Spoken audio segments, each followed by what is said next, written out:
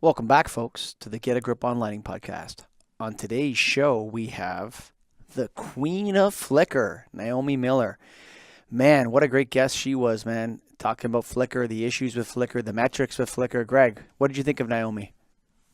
Yeah, I thought it was great. Anytime you have some of the science background, it always makes for an interesting conversation. And Flicker is a major issue, as we've talked about. And I even have done a couple of my own filming, slow motion filming, and you can see it in Type B tubes. Not the ones I'm installing, but other ones. I've been seeing it for sure. Yeah, So it's pretty something to be crazy out aware of. there how much the Flicker issue is affecting the high end, the people at the top of the lighting business going, what's going on with this Flicker thing? So we brought the Queen of Flicker on. Thank you, Naomi Miller, for coming on the show. This episode of the podcast is sponsored by Keystone Technologies. Go to KEYSTONETECH.com. Greggy, KeystoneTech.com. What are you throwing up there for the YouTube watchers, Greg? So they have their troffer fixture retrofit kit. They do it in a 2x2 and a 2x4 where it's a door frame kit. You got the fixture, take the ballast out, take the lamps out, and put this in, and now you've got a flicker-free LED retrofit kit. So it makes a nice look for an office. It modernizes it without this of buying a new fixture and replacing it and scrapping all the metal with you. Yeah. So, I mean, it's interesting that Keystone's come out with another great product. That's a real arrow in the quiver of a lighting guy. And, of course, the National Association of Innovative Lighting Distributors. Go to naild.org. We love NAILD. We're a part of NAILD. NAILD is the best convention in lighting for sure. We just got back from another one. Greg, why are NAILD conventions so good? It's because the people are exactly like us. We have great discussions on like what we're talking about on our podcast. How many of those did we recorded 10, but we probably could have recorded another 30 conversations we had Easy in the 3 days we were there. Great Easy. discussions. It really helps in your business and getting to where you need to be in lighting. It's a spot to be. So go to naild.org. But for right now, check out the Queen of Flicker, Naomi Miller, on the Get a Grip on Lighting podcast. Welcome to the Get a Grip on Lighting podcast, Naomi Miller. Thank you. It's a real pleasure to have the Queen of Flicker with us today, Her Royal Majesty. Yes. She's here in the flesh. Yes, and there's someone holding my train off here. On the corner. On the corner, right. So we became interested in Flicker in 2017 when I came across an article in, what was the publication that?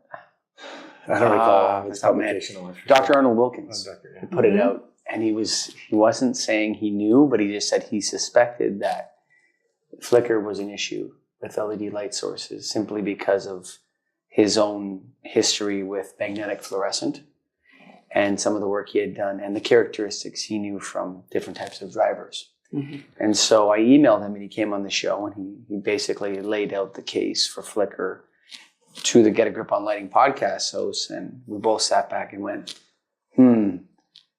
how many of those lamps have you sold, Greg? Oh, an awful lot, man. Yeah. So Flicker's an issue. How long has it been an issue? The entire time LED's been out there? Or? Well, before I came to work at P&L, I was a lighting designer in Troy, New York, upstate New York.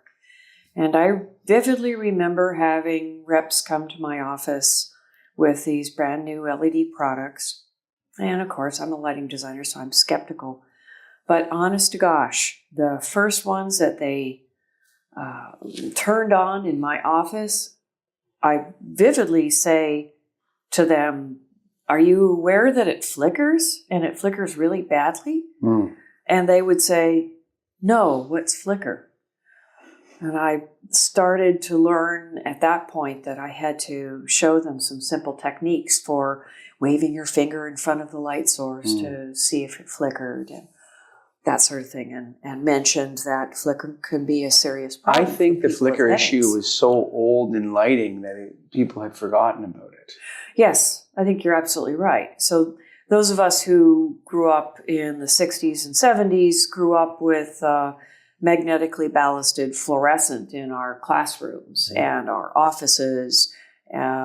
So yes, a lot of people remember describing fluorescent lighting as flickery stuff and bad color. Just fluorescent got bad marks all around. Sure. That, and it was often in fixtures that were pretty glaring. Sure. So it got terribly bad marks, and people associated fluorescent with flicker. But of course, that was when there were magnetic ballasts, so there was considerable amount of flicker. Sure. And then in the late 80s, early 90s, electronic ballast came on the market for fluorescent, which effectively changed it from a flicker rate of 120 hertz up to 20,000, 30,000, 40,000 hertz, and the flicker disappeared.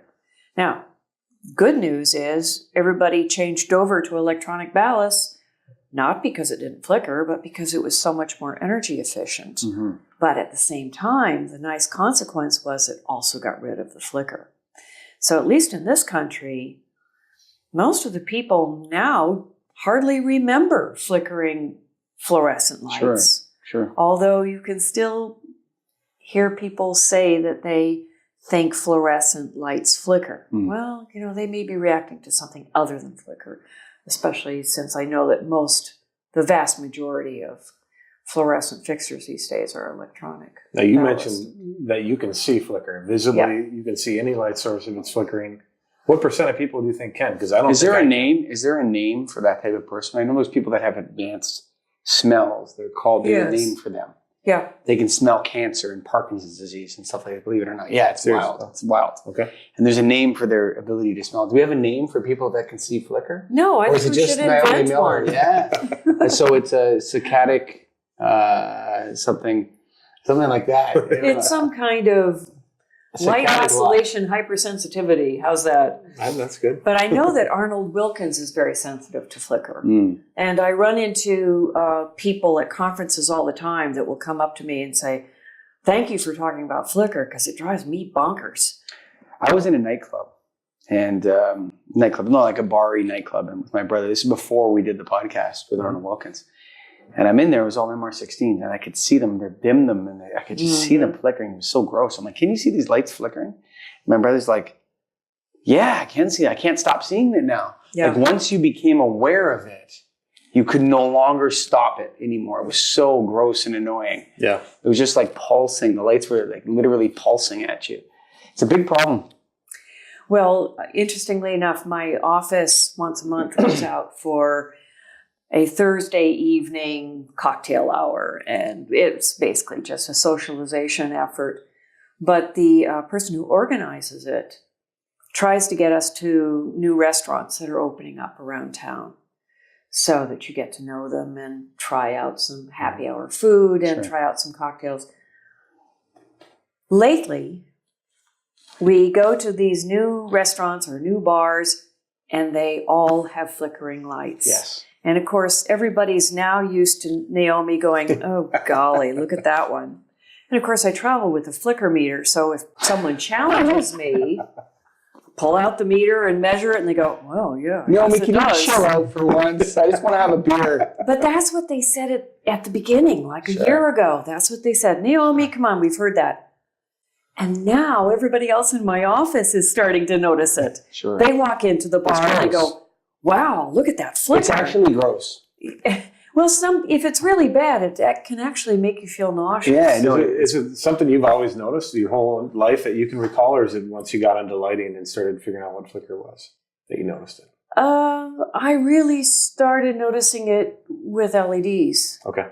Well, because Dr. Wilkins had said that his concern was that, so with T12s, you had like the mercury phosphor would not go from 0 to 100. It would go from 100 to 70. And say that would be the flicker, the oscillation. Right. It would be like a 75% or 70% back to 100, 70 back to 100. Right. But with LEDs, he was suggesting that you may get, in fact, a 0 to 100 flicker. Yes, frequently you get 100% flicker. Like off, on, off, on, off, on. Yes, and that's because the driver is using pulse width modulation to control the LED, which effectively means, yes, it's turning it on and off multiple times per second, usually 120 or some multiple of 120 hertz. Sure. And yes, it's that swing to off becomes very noticeable. We sat through your meeting yesterday on the flicker metrics and how to measure it. And is it true right now that there really is not one universal measurement for flicker? There are multiple measurements for flicker, and they all have their advantages and disadvantages. But really, it comes down to only two that have been widely embraced. And in my experience, only one of the two works. Now, I was a member of the IEEE P1789 committee that came up with the first standard in 2015. Arnold Wilkins was also on that committee. We did a fantastic job of coming up with the first standard. And unfortunately, it hasn't stood the test of time because it took percent flicker, which is the amount of modulation from maximum to minimum, into account, and the frequency, flicker frequency, into account. But it did not take the duty cycle into account. So you could have an oscillating light, but if you were using PWM and the light was off 50% of the time, 120 times a second, that made the flicker so much more visible. So, and there are cases where you can have 100% flicker, and as long as the duty cycle is large, that is, that it's off for a very, very tiny portion of that cycle, you won't notice it. So it's not just the percent modulation, it's more than that. So now we're looking at ways to have a flicker metric that combines all of those issues. Flicker frequency and the waveform. And the waveform includes the difference between maximum and minimum, but it also includes the duty cycle. Do you think this is something that manufacturers are now going to look at their product and actually label it as such and say our flicker percentage? Is it going to be percentage? Is that how it will be titled? Well, what I'm encouraging manufacturers to do at this point is we don't really know which metrics are going to shake out. Okay. So the best way to cover your bets is to list multiple flicker metrics. And I would recommend percent flicker, which is also called the percent modulation, the flicker frequency, flicker index, which is a metric that does take duty cycle into account, and SVM, stroboscopic visibility measure. And for low frequency flicker, either PST or MP, either one of those they're actually very similar metrics for low frequency flicker. So you're saying that ideally every manufacturer is going to do that for all of their products? Ideally, yes. And I'll tell you, if I am designing lighting for, let's say, a hospital or schools where there might be autistic kids, or places where people spend a long time, 8 hours a day, and they may be susceptible to headaches or migraines, I'm going to really want to know what the flicker metrics are. Because in looking at all of those flicker metrics, I can figure out from my own experience, having wandered with a flicker meter in my backpack for a year and a half, I can figure out whether that product is going to produce problematic flicker or not, without having to see it in my office. If I don't have those metrics, I have no other option than to demand that the rep bring in a sample of the fixture with exactly the driver that is going to be installed on the job, with exactly the dimmer that's going to be installed on the job, so that I can test whether it flickers at full output, at mid-range, and at low end of output. Now we're going to need a guide to understand this if we're going to sell it to someone or to explain it to them. We're going to need to know what measurements are good. Yes. I assume that'll be part of the idea too. Yes. Is higher percent is good? Or I think lower? what makes Naomi so strong in her commitment to this issue is that you're a practitioner. Yes. And I've also dealt with end users who need help or guidance, or, sometimes they really complain. Yeah. So I've been in the shoes of the specifier. Well, you stand in front of people that are going to have the lights and talk to them. Oh, yeah. Right? And that's Absolutely. That's a distinction, because there's a lot of people that don't do that actually, but talk a lot about lighting, but don't actually engage with the end user and talk about their lighting system and have to shake hands with them and ask them for money. It's time to pay me now. I'm leaving now. Where's your checkbook? Right. I think that makes you, that it adds to the courage of your convictions, shall we say. I can tell by the way you speak about it that it's important that you're when you don't know, you're telling your customer you don't know. When you're telling them that, yes, this isn't going to flicker. This is why it's not going to flicker, because this is working with this, and so on. How much has that impacted your desire to be at the forefront of this from the industry, like to be the queen of flicker? Somehow I think I was put on this crazy planet with this crazy superpower of being able to see flicker in order to fix the flicker problem from LEDs. You really need fixed? Oh yes. Actually, most LED products don't flicker. Well, John Davenport said flicker's a choice, right? He did, yes. Yep. The problem is most people can't see flicker, and therefore they're not aware that it's an issue for other people, and they're not aware of what to look for, what to be concerned about in their specifications, and what gets on the final job site.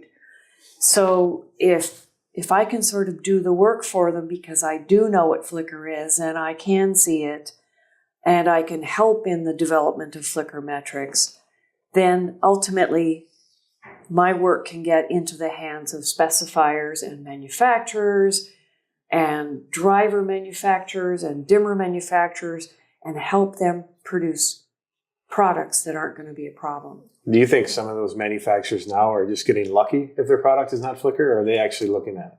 Well, I think some are lucky and some are oblivious and some work really hard at it.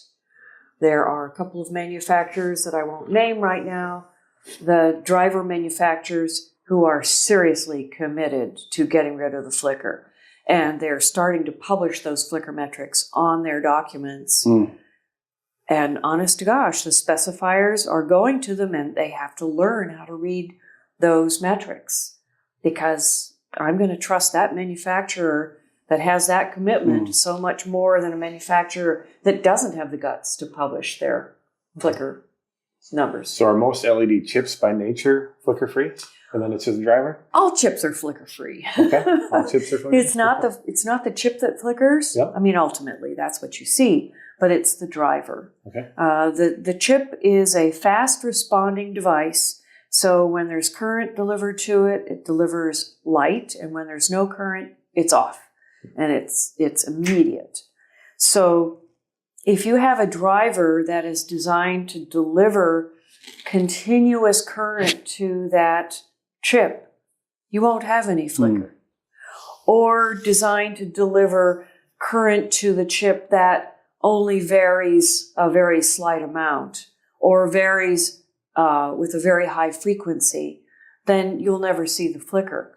But if you don't pay attention to the driver, or if you're using AC LEDs, for example, without extra components on the circuit board. These are like the vintage style bulbs that look like vintage. Actually, quite a few of those vintage style bulbs do flicker. Yes, they do. Yeah, I think they're the worst, actually. Not all of them, but fortunately, not all of them. That I think that's an issue that's being raised with more of those manufacturers. So you do see some that don't flicker. But the point is, if you're a designer who cares about how you're driving your LEDs, you won't end up with flicker. But you do need to be cautious to make sure that even if the driver doesn't produce flicker from the LEDs at full output, then when it's paired with a dimmer... Dimming's always the issue, isn't it? Well, it can introduce flicker to a system that doesn't flicker at full output. You know, Dr. Wilkins had said that flicker-free lighting is a human right. Boy, well, daylight doesn't flicker. Yeah. He was saying that people have the right to, because of the introduction of T8s and high hertz ballast, 25,000 plus hertz ballast. Right, high frequency. Yeah, and so that would have been in T5 or T8 would have been your general baseline area lighting for the vast majority of applications that people were working in. They didn't have flicker. And now we've reintroduced a dragon that we slayed. Yes. Has been brought back to life in the LED world. And I don't think people knew about it. I mean, we were smashing in LED tubes 5 years ago, and then they were flickering like crazy. Well, that's kind of one of my questions is what percent of the LEDs in the marketplace do you think have a flickering issue right now? Well, again, remember it's the driver that's really the culprit, but I think it's a higher percentage in residential lighting because it's generally lower cost. There are certain products that tend to flicker.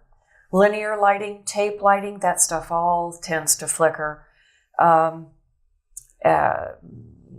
What else? Well, those vintage bulbs have a higher propensity to flicker. Some under cabinet lighting tends to flicker.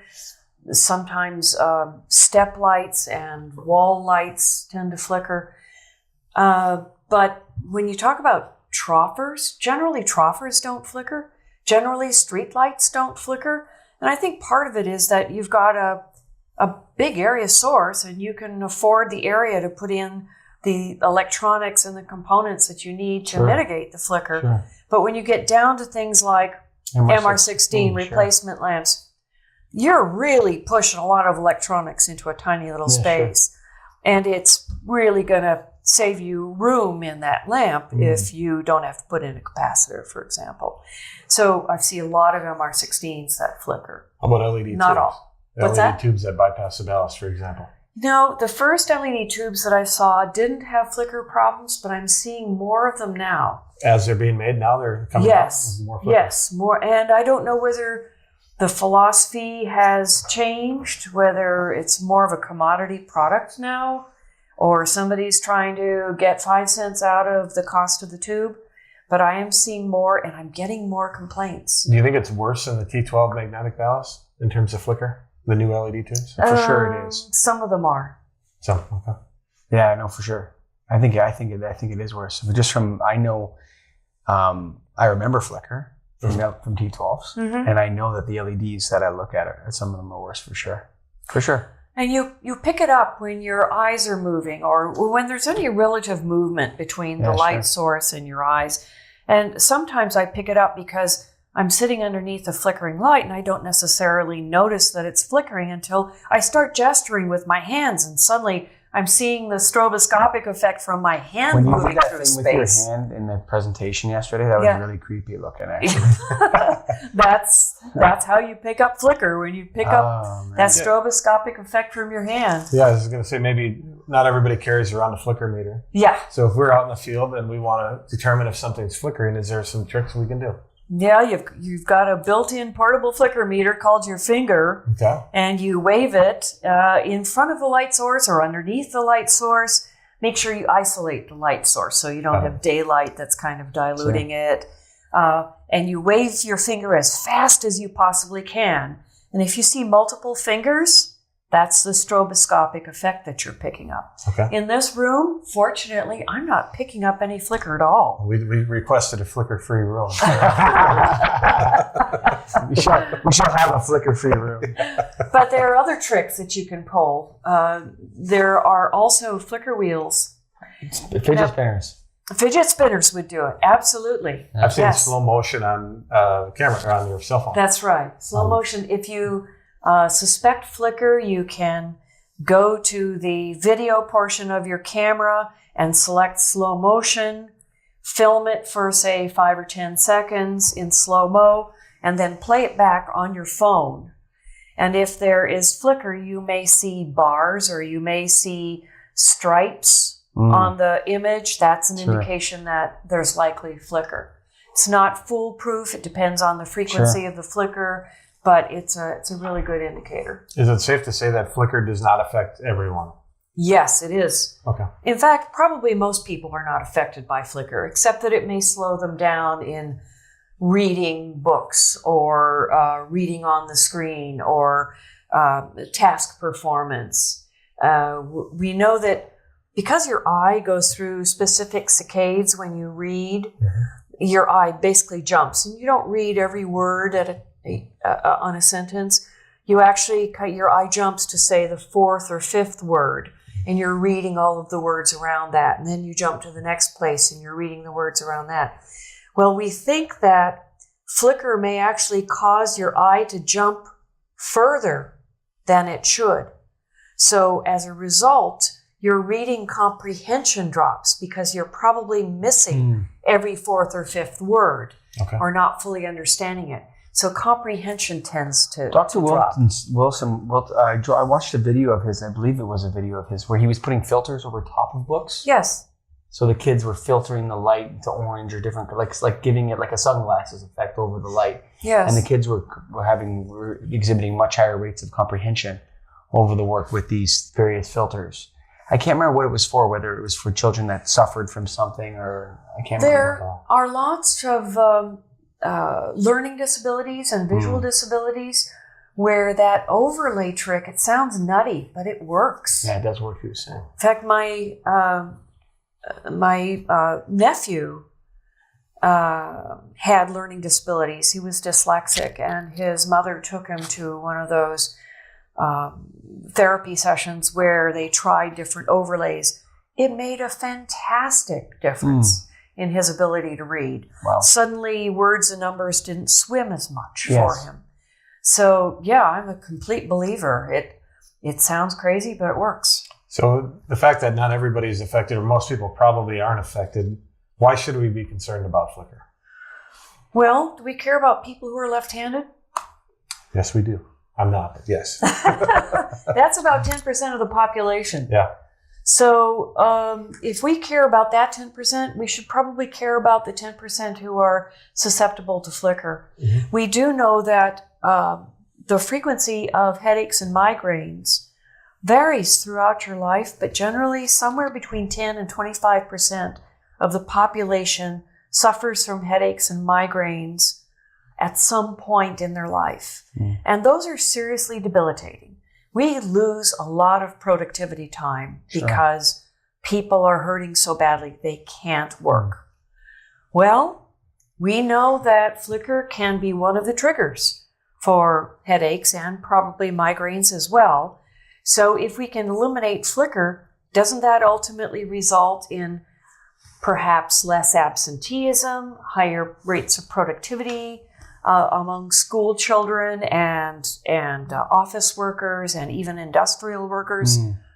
That's why we need to care about flicker. And I think the fact that it can be easily done, why not do it? Yes. Is that right? I mean, there was another interesting study done by Jennifer Veach and Christoph Martensons last fall. They were looking at commercial lamps that were available on the market, and they were trying to test flicker visibility under lamps that had varying levels of flicker as measured by the stroboscopic visibility measure, or SVM.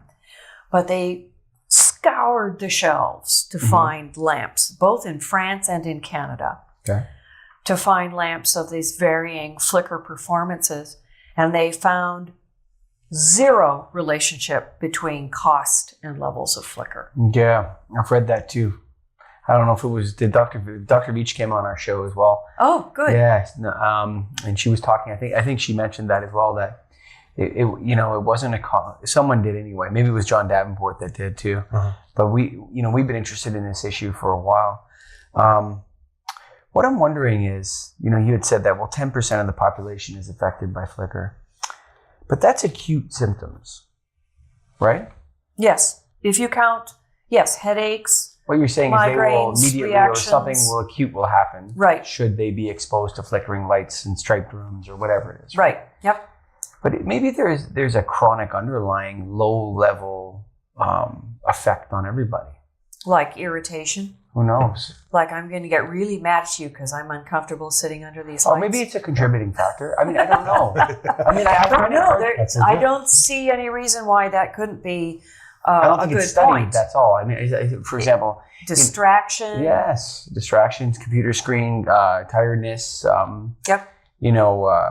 Combine. The problem with these this is the whole, and I don't want to open this up with the flicker queen, but this is the problem with the whole health effects of lighting thing. Arnold Wilkins was able to separate out his results with two different buildings by having,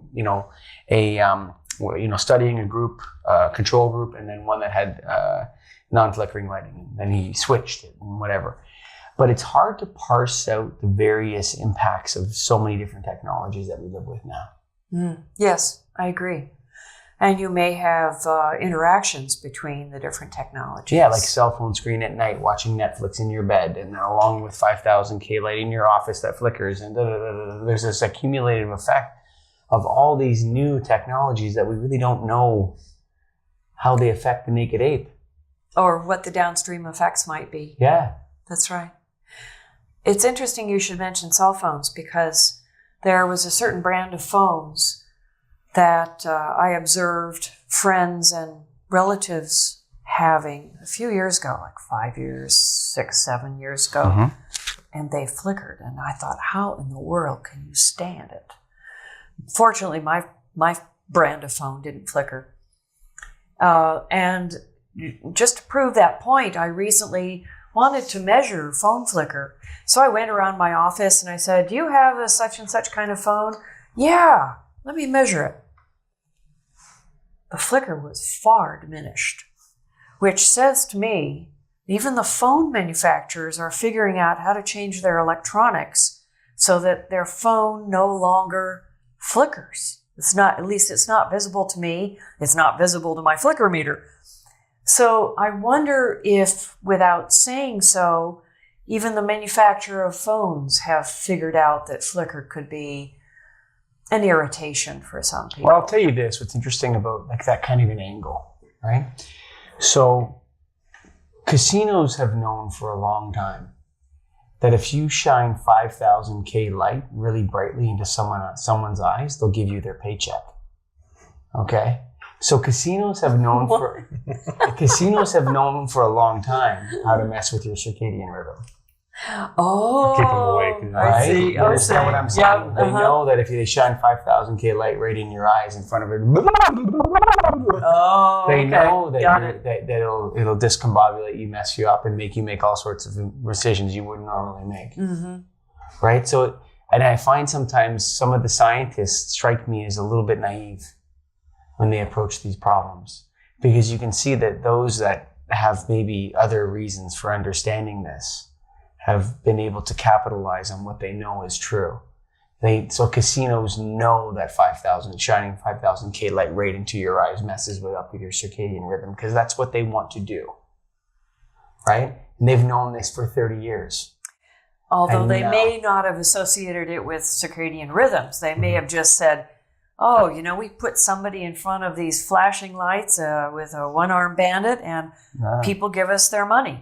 Yeah. So it works. I don't know what works about it, but let's do it again and again and do again. more of it and more of it. And more wow, of it. we get even more people sucked in if we put in brighter lights and more flashing. Yeah, and no clocks and no windows and fresh oxygen. Yeah. And then the naked ape gives you his paycheck. That's what happens. No, seriously, they've known this for decades and decades.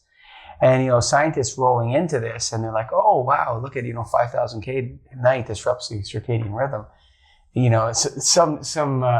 Some Las Vegas bandit is sitting there going, yeah, I could have told you that 30 years ago. But I find this a little bit naive in the lighting business or something. What is it going on here? Why are we rushing so fast headlong in here without knowing really the effects of the new products we're creating? I think it takes a long time for people to recognize that there may be a problem. And especially with flicker, 90% of the population doesn't ever see it.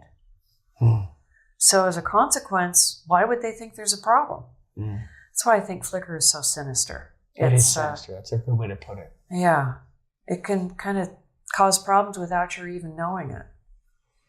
That's not to say that it always does, because honestly, I think the effects with flicker are probably limited to a relatively small percentage of the population, but it's a percentage of the population we don't want to ignore. And its health effects, its task performance effects.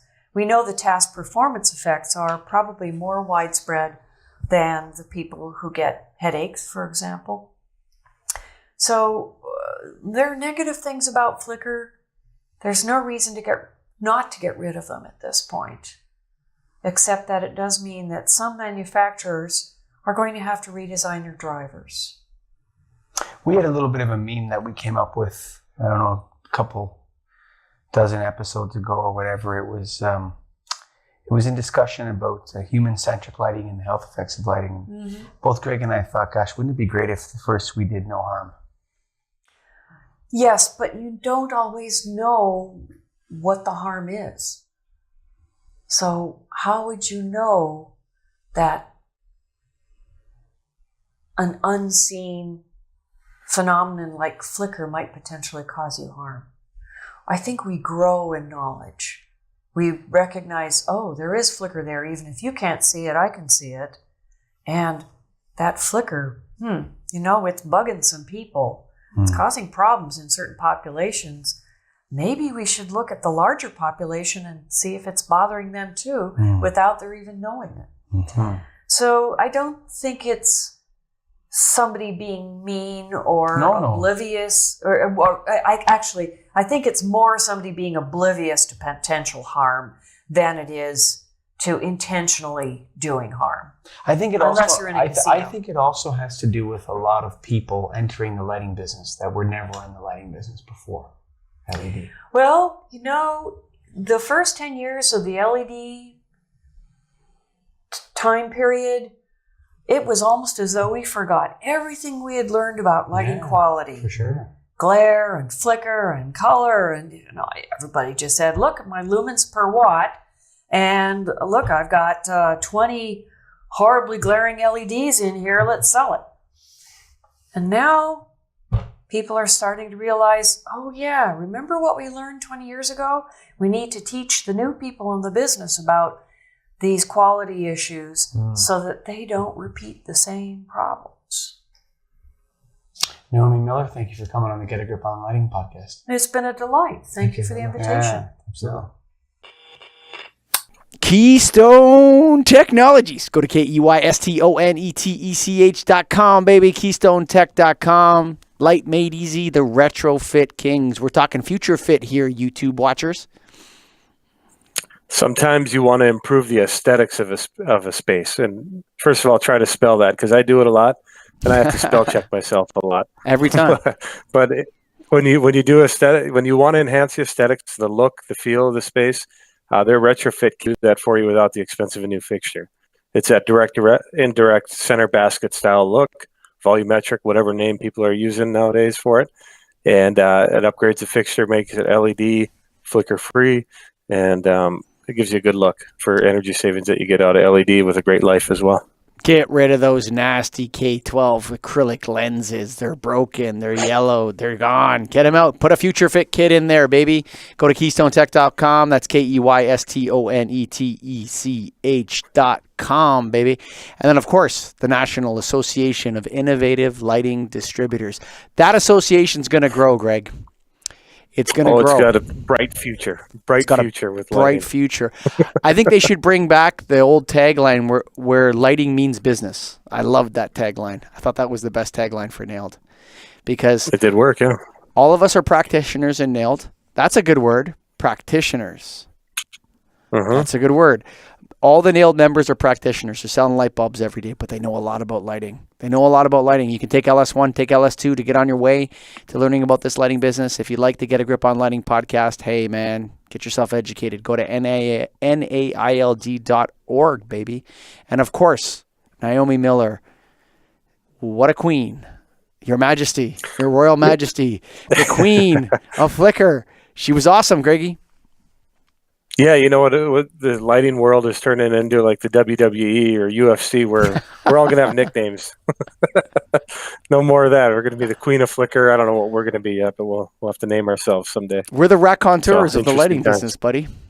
The raconteurs. We're the raconteurs of the lighting business. Aptly named by one Jim Benya. So thank you, Jim, for that. But yeah, you know what? It's interesting how deep an issue Flicker actually is, dude. It's a huge issue for this business. And it's one of those things that we need to shed more light upon. And that's what we're doing on the Get a Grip on Lighting podcast. So I hope you enjoyed it, folks. We're always very grateful to our listeners, our sponsors, our guests, everyone that supports this show. It's been a wild ride the last 2.5 years since we created this thing. So thank you for listening. All the best. Written on the rectory wall, there's a sign there for all. You are lost, Lord is there to find you.